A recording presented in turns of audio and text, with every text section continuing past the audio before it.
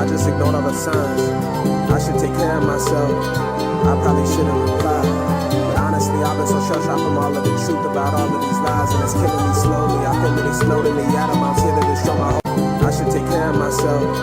I probably shouldn't reply. But honestly, I've been so shell-shocked from all of the truth about all of these lies, and it's killing me slowly. I feel that it's loading me out of my here to destroy my whole life, and I know that I should take care of myself. I probably shouldn't reply. But honestly, I've been so shell-shocked from all of the truth about just ignored all the signs. I should take care of myself. I probably shouldn't reply. But honestly, I've been so shell-shocked from all of the truth about all of these lies, and it's killing me slowly. I feel that it's loading me out of my here to destroy my whole life, and I know that it just ignored all the signs.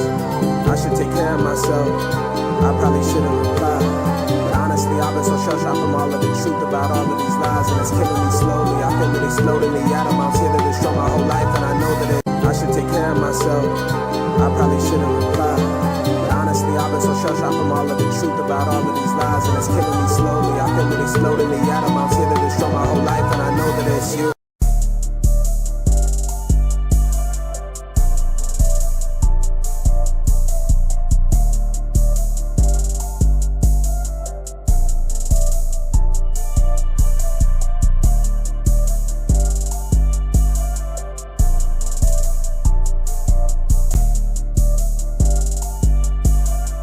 Pada kesempatan kali ini saya akan mewawancarai salah satu dari mahasiswa UMSIDA mengenai apa itu perbuatan tercela. Sebelum kita memasuki sesi wawancara, yang pertama saya akan memperkenalkan diri. Nama saya Renata Dia Puspita Muldoko dari Prodi Ilmu Hukum Universitas 17 Agustus 1945. Untuk masnya? Perkenalkan, nama saya Dani Febriansyah dari Universitas Muhammadiyah Sidoarjo, dari Prodi Hukum Fakultas Bisnis Hukum dan Ilmu Sosial. Baik, seperti obrolan saya di awal tadi, kita akan mewawancarai tentang apa sih perbuatan tercela itu. Untuk pertanyaan yang pertama, bagaimana menurut Anda mengenai perbuatan atau arti perbuatan tercela itu secara umum atau universal? Menurut saya, perbuatan tercela yaitu perbuatan yang telah melanggar norma-norma yang berlaku di lingkup masyarakat dan yang akan mengakibatkan kerugian pada diri sendiri ataupun masyarakat yang lain. Baik, berarti secara garis besar perbuatan tercela menurut masnya itu perbuatan yang bisa merugikan diri sendiri maupun orang lain. Baik, selamat siang. Pada sesi wawancara kali ini kami akan mewawancarai mahasiswa kampus lain. Sebelumnya perkenalkan saya Berca Dewi dari Fakultas Hukum Unpad Surabaya. Pada kesempatan kali ini saya ingin mewawancarai dengan Mas siapa? Ya, perkenalkan, nama saya Akbar Ahmadin dari Universitas Muhammadiyah Sidoarjo, Prodi Hukum. Mas siapa? Mas Baharad. Panggilannya Mas Akbar. Oke, baik. Mas Akbar, pada kesempatan kali ini saya ingin mewawancarai tentang definisi perbuatan tercela nih. Pasti tidak asing kan dengan kata-kata perbuatan tercela. Pada sesi wawancara kali ini saya akan melontarkan beberapa pertanyaan. Yang pertama, sebagai masyarakat umum, menurut Mas Akbar ini definisi tentang perbuatan tercela itu bagaimana sih? Menurut pendapat saya tentang definisi perbuatan tercela secara umum, pendapat saya tentang perbuatan tercela itu mungkin perbuatan yang tidak diridhoi oleh Allah, seperti contohnya itu ghibah, terus boros dan lain sebagainya. Selagi ketika kita melakukan perbuatan tercela, maka kita akan mendapatkan dosa gitu. Baik, di sini saya akan mewawancarai mengenai perbuatan tercela yang dilakukan oleh Presiden. Perkenalkan, nama saya Rana dari Prodi Hukum Universitas 17 Agustus 1945. Untuk kakaknya, saya dari Febrianti dari Prodi Hukum dari Universitas Surabaya. Untuk pertanyaan yang pertama, kita akan mengetahui tentang bagaimana sih perbuatan tercela secara umum itu yang dilakukan oleh Presiden. Secara umum, kalau menurut saya perbuatan tercela sendiri itu perbuatan yang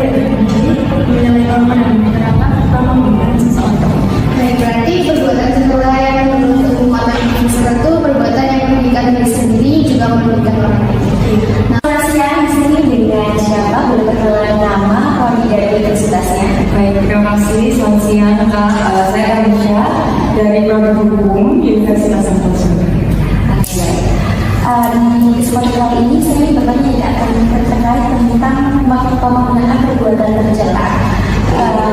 Pertanyaan yang pertama yaitu menurut Kak Anisha ini bagaimana arti perbuatan tercela itu sendiri dari secara universal. Baik, terima kasih kita. Apa yang siapa nih namanya? Aku berkata. Kak Gita. Jadi kalau misal menurut pandangan saya terkait perbuatan tercela tersebut, kita tengok dari terminologi perbuatan tercela sendiri itu seperti apa. Jadi kalau kita search ini cari-cari perbuatan tercela itu merupakan suatu perbuatan atau yang memiliki sifat yang sangat merugikan diri dan maupun orang lain. Jadi pasti terlihat dan memiliki konotasi negatif terkait perbuatan tercela ini. Jadi bukan bentuk kayak pidana atau apa gitu saja. Jadi perbuatan tercela untuk secara universal menurut saya dia adalah merupakan perilaku yang bersifat sangat merugikan diri dan orang lain. Jadi di saya sendiri juga berbeda Ya, betul. Kita harus berkaca dari mahasiswa hukum atau mengerti dari sudut pandang mahasiswa hukum. Bagaimana tentang perbuatan tercela dari sudut pandang atau kacamata sebagai kita mahasiswa hukum?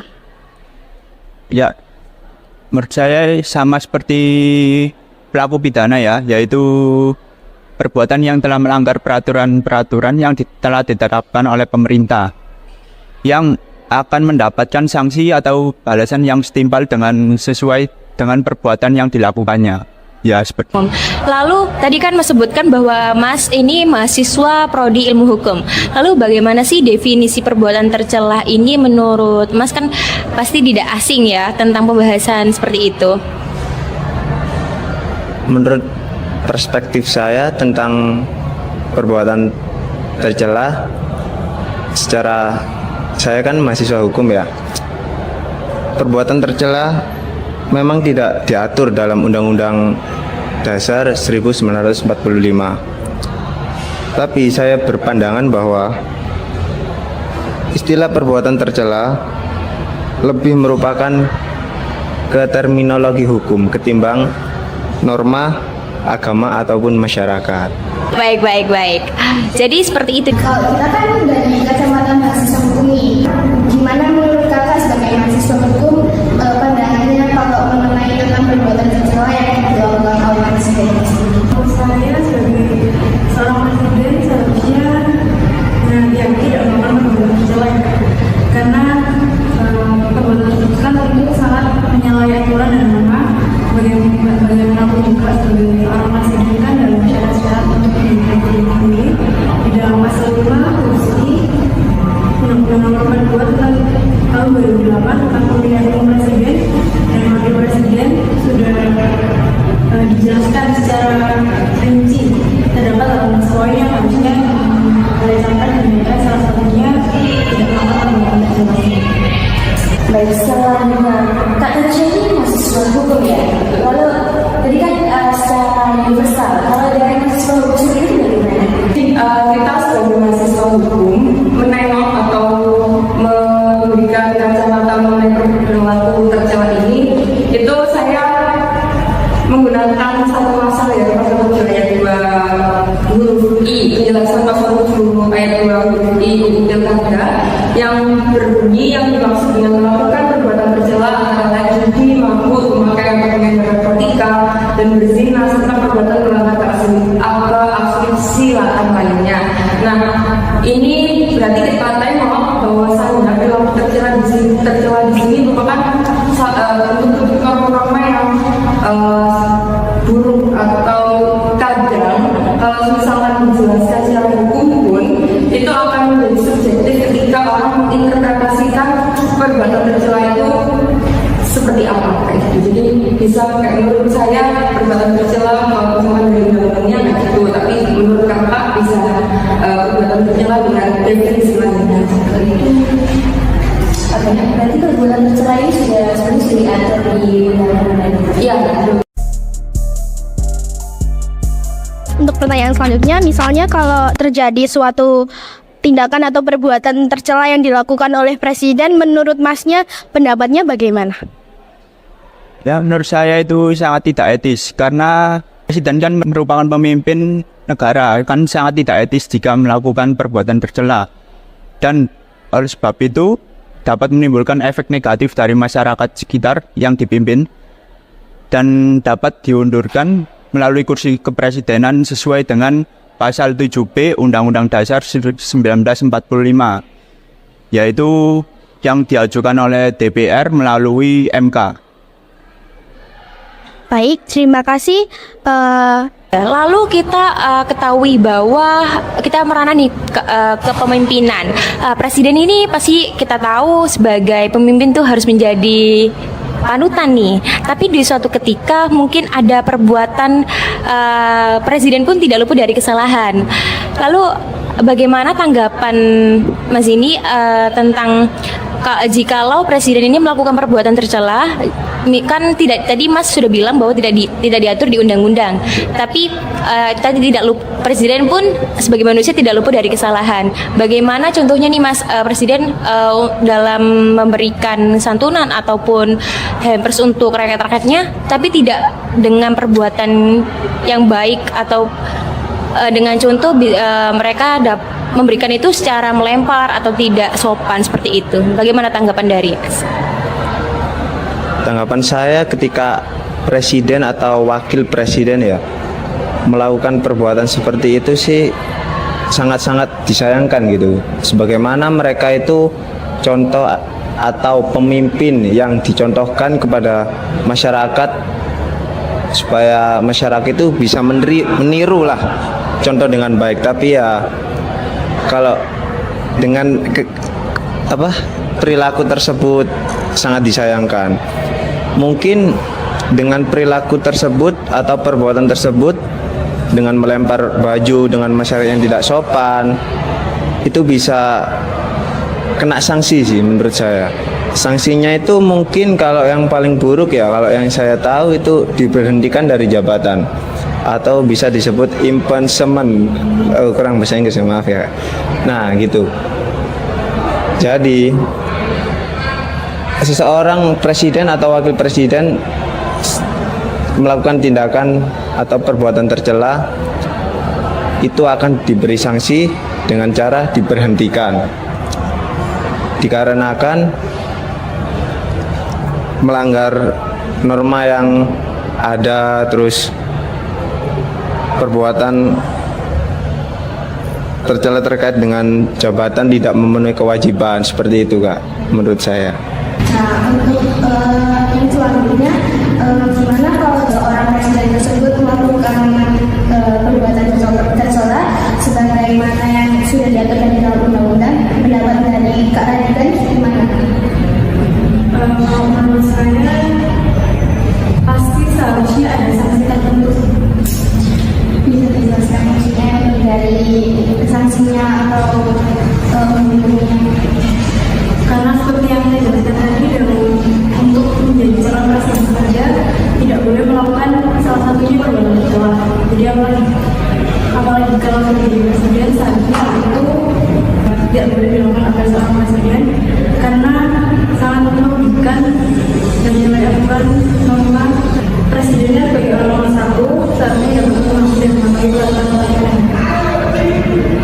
Baik, berarti kalau presiden tersebut melakukan sebuah perbuatan tercela, baiknya sebagai pemerintah bisa dijadikan alasan untuk memberikan atau impact seperti itu. Baik, terima kasih. Radika, bagaimana caranya? Soalnya Terkait tentang presiden, kita di presiden bersama presiden kan kita sebagai rakyat juga berkaca dari presiden bagaimana kemampuan kita. Lalu juga kita dapat ada aturan khusus kan kalau presiden itu ya sampai melakukan tercela. Lalu bagaimana sih perspektif dari Kak Nadia ini kalau misalkan presiden kita melakukan perbuatan itu, apakah harus kita harus maklumi atau bagaimana, atau ada pengecualian yang lain? Ini agak ngeri sedikit misal kita ngobrol dengan presiden ya, karena Sebelumnya secara netral saja, pasti setiap orang pasti kadang bisa melakukan hal itu secara ketidaksengajaan. Nah, apabila seorang presiden melakukan perbuatan tercela tersebut, maka mau nggak mau pasti setiap orang akan menjudge, kita kok presiden kayak gitu sih, masa presiden dari satu negara tidak mencerminkan yang baik untuk rakyatnya sih, untuk warga negaranya sih. Jadi menurut saya apabila terjadi perbuatan tercela itu tidak bisa dinormalisasi, namun sepertinya harus ada tindakan-tindakan lain yang diberitakan adanya apabila perbuatan tersebut terjadi ke pemimpin negara. Berarti harus ada pertanggungjawaban meskipun tidak disengaja begitu. Karena presiden malah mengambil jabatannya begitu. Iya. Terima kasih kata Risha wawancara ini.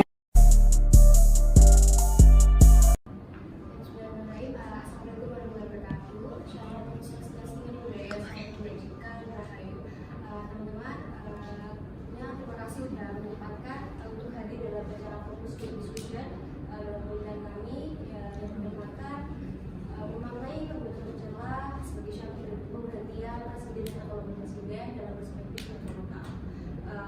Fokus discussion ini dilaksanakan pada hari Rabu tanggal 17 Oktober 2023 di gedung P209 ini. Baik, sebelum langsung memaparkan materi, marilah kita untuk berdoa terlebih dahulu. Semuanya berdoa mulai.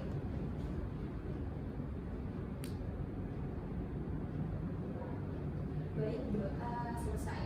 Baik, sebelum memulai ke materi, marilah untuk seluruh hadirin untuk berdiri terlebih dahulu. Banyak yang berbicara disertai dengan himne lengkap. Hadirin silakan berdiri.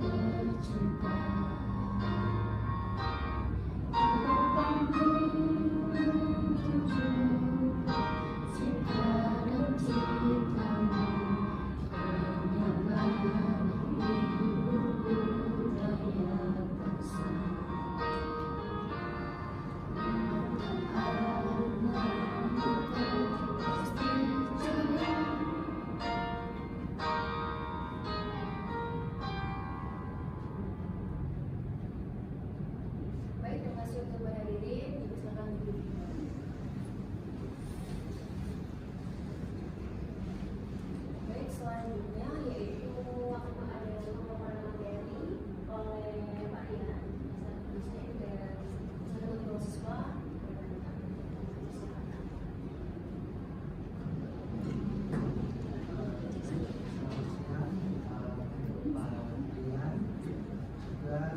Tim peneliti lainnya ada Mbak Renata sama Mbak Erna, juga saya ucapkan selamat datang dari mahasiswa UMM ya, UMS ya, Surabaya ya, juga ada yang dari UNAR juga. Jadi ini rangkaian penelitian kami yang sudah mau selesai, ini tahap akhir. Mohon maaf, ini tahap yang kedua, nanti yang ketiga adalah review dari reviewer. Setelah itu selesai. Di sini kami meneliti tentang memahami perbuatan tercela sebagai syarat pemberhentian presiden dan atau wakil presiden dalam perspektif agama Taoist. Nanti di sini yang bagian memaparkan akan dibuka dulu dengan Pak Rian, dilanjutkan dengan Mbak Renata. Jadi karena ini sifatnya FGD, maka nanti kami menyampaikan hasil penelitiannya dan nanti kami meminta masukan dari para peserta mengenai hasil penelitian ini bagaimana. Itu yang penting buat kami untuk langkah berikutnya dalam penyusunan laporan akhir ini. Mungkin itu saja dari saya. Dari saya, silakan saya serahkan kepada MC. Baik, terima kasih Pak Tony atas sebenarnya langsung saja pemaparan materi oleh Pak Rian.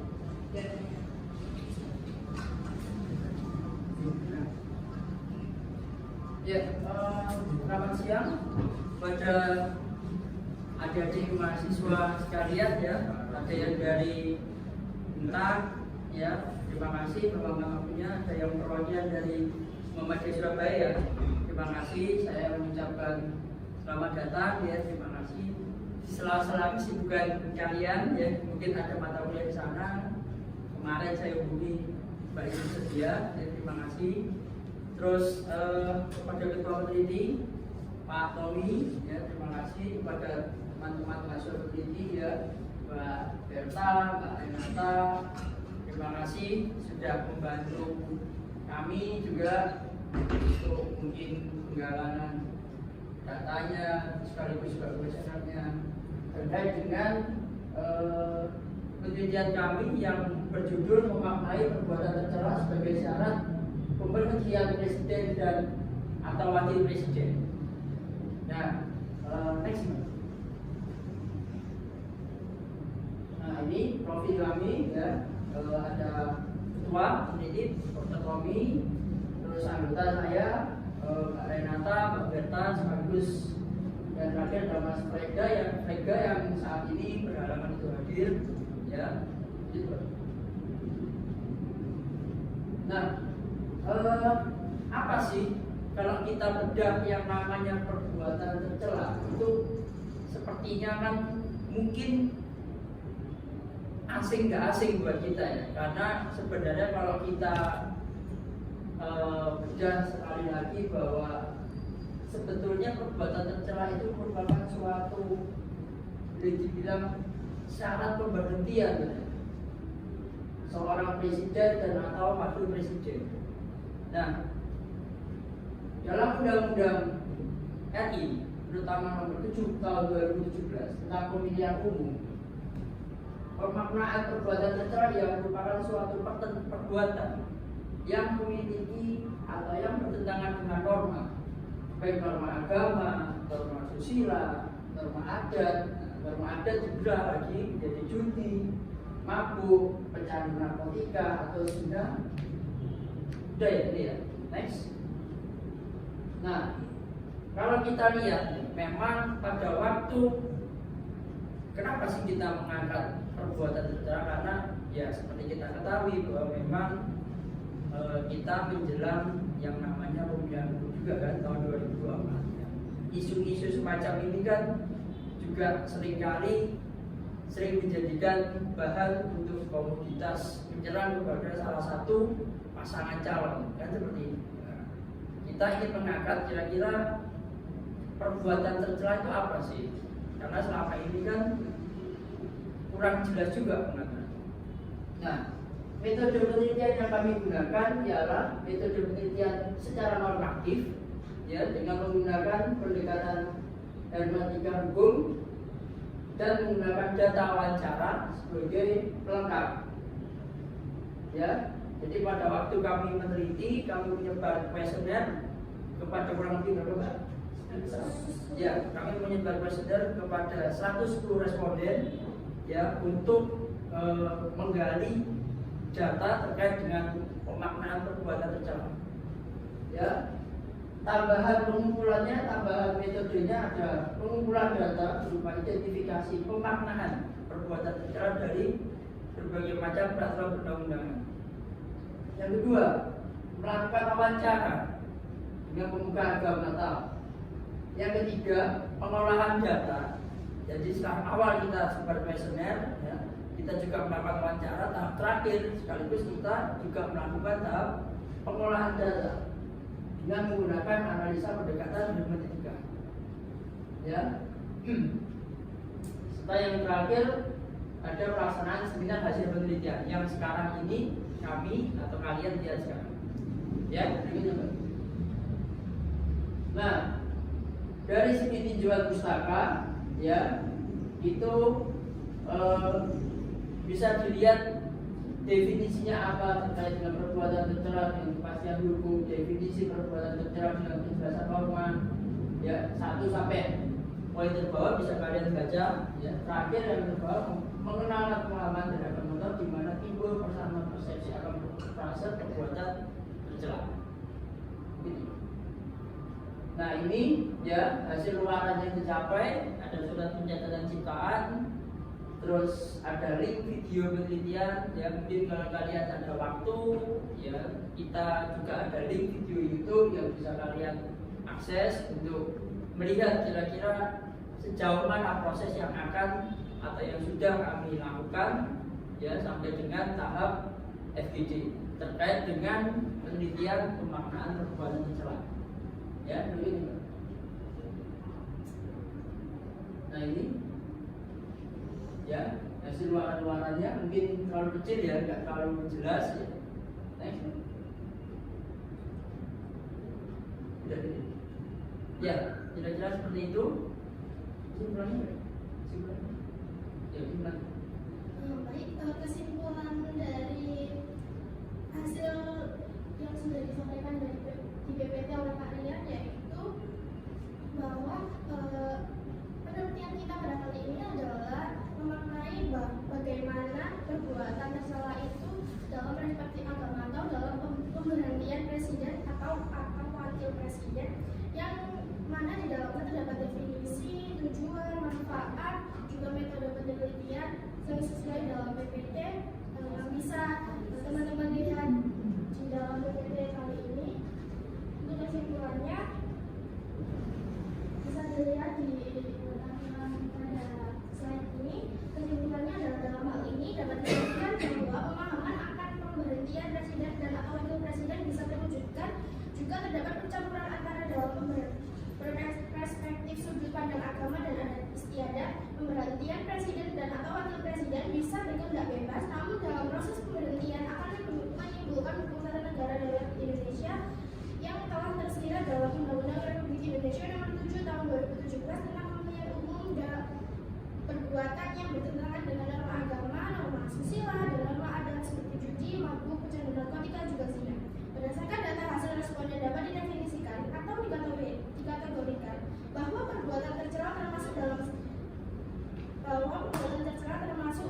sikap atau sifat yang merugikan diri sendiri maupun orang lain, seperti mengambil hak orang lain, melakukan pencemaran nama baik, lalu melakukan perbuatan-perbuatan yang dilarang dalam undang-undang kita. Lalu mengenai pernyataan di atas memungkinkan untuk menjadi alasan pemberhentian seorang presiden dan atau wakil presiden apabila perbuatan itu dilakukan. Dari data kita dan responden yang telah kita kumpulkan, bahwa mayoritas memberikan respon yang setuju atas definisi atau pemaknaan perbuatan tercela tersebut.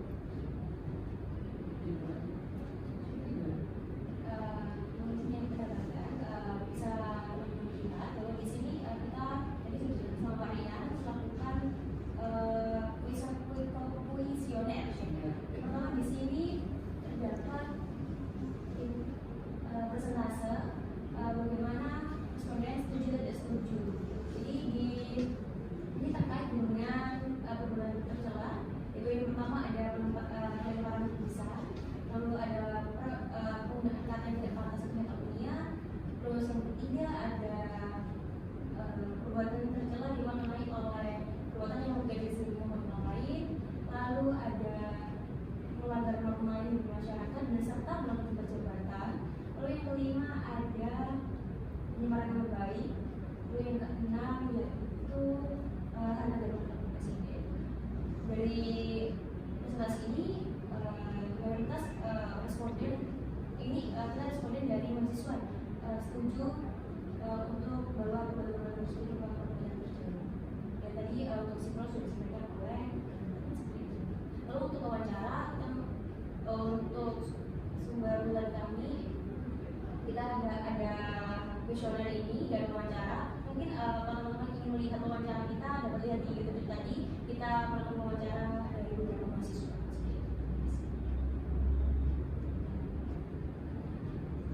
Tadi apakah dari teman-teman ada pertanyaan mengenai PPT yang telah disampaikan juga pemaparan dari kami?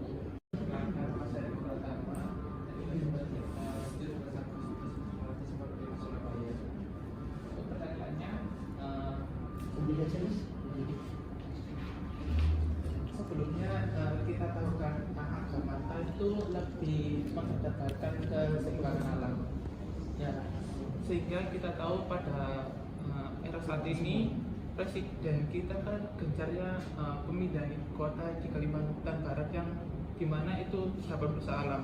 Nah, dengan hal tersebut apakah itu termasuk pelanggaran yang dapat memberhentikan presiden itu sendiri?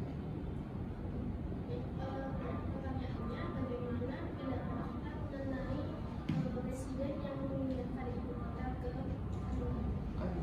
Agamata kan mengedepankan keseimbangan alam, jadi kan itu kayak merusak. Apakah itu bisa menjadi bahan untuk pemberhentian presiden? Terima kasih. mungkin ada yang Perkenalkan sebelumnya saya Nurul Putra dari KMN Misalnya. Ini kan tentang perbuatan tercela di mana dapat dapat menjadi syarat pemberhentian presiden. Kan seperti yang kita ketahui bahwa sebenarnya saya ingin bertanya apakah ini bagi presiden dan wakilnya saja atau sebagai pejabat-pejabat yang topik ini. Jadi perbuatan tercela ini dapat sebagai pemberhentian syarat pemberhentian presiden dan wakilnya saja atau sebagai pejabat-pejabat yang ada di negara kita. Apakah termasuk mereka? Sebelumnya ini sudah dijelaskan bahwa syarat pemberhentian ini berdasarkan pasal berdasarkan Undang-Undang Nomor RI Nomor 17 Nomor 17 jadi hanya berlaku untuk presiden dan wakil saja. Berarti perbuatan tercela termasuk korupsi, termasuk ya? Salah satu syarat untuk nanti dia bisa dijatuhkan dengan perbuatan tercela yang dengan korupsi itu. Berarti perbuatan tercela ini bisa sebagai syarat pemberhentian presiden atau wakil presiden di mana telah melakukan pelanggaran-pelanggaran buat menjadi sebab terjadinya pemberhentian persyaratan presiden tersebut. Pertanyaannya, bagaimana jika presiden atau wakil presiden tersebut sebagai kita ketahui banyak melakukan pelanggaran norma atau kayak korupsi tadi. Apakah yakin dengan perbuatan tercela ini dapat bisa mensukseskan untuk pemberhentian presiden sebagai persyaratan hubungan presiden atau wakil presiden tersebut.